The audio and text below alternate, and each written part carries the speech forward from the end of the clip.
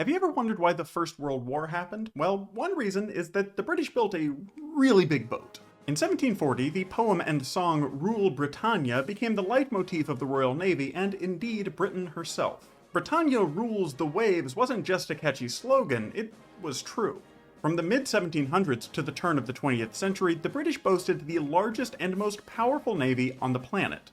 Time and again, they all but destroyed the navies of any country who dared fight them at sea, including France, Spain, and the United States. They consistently had more than twice as many ships as the next largest navy in the world, usually France. But in 1798, Napoleon Bonaparte got the chance to even the playing field.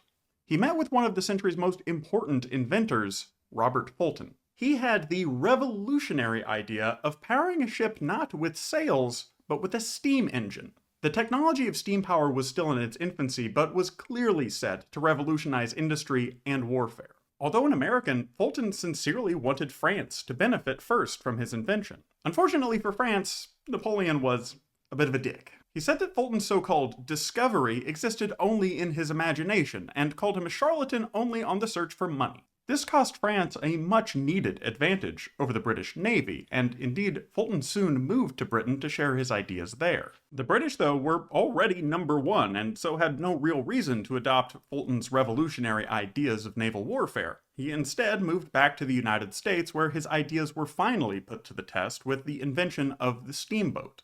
There he designed the Dimologos, later named the Fulton, for the United States Navy, which was indeed the first steam-powered warship in history. She launched in 1814, before the end of the War of 1812, and proved to the British that they needed to start building steamships or else risk being eclipsed by the nations who did. Their first was the HMS Comet in 1822. The British didn't have high hopes for the Comet though, expecting it to be a tugboat for their sailing ships when there wasn't enough wind. The Comet proved so fast and agile though that the British quickly decided to go full steam ahead on modernizing their navy.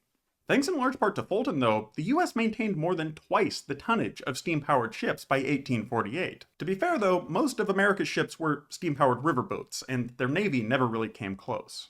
Technology certainly narrowed Britain's power gap in the mid-1800s, but they maintained their dominance through sheer number of ships.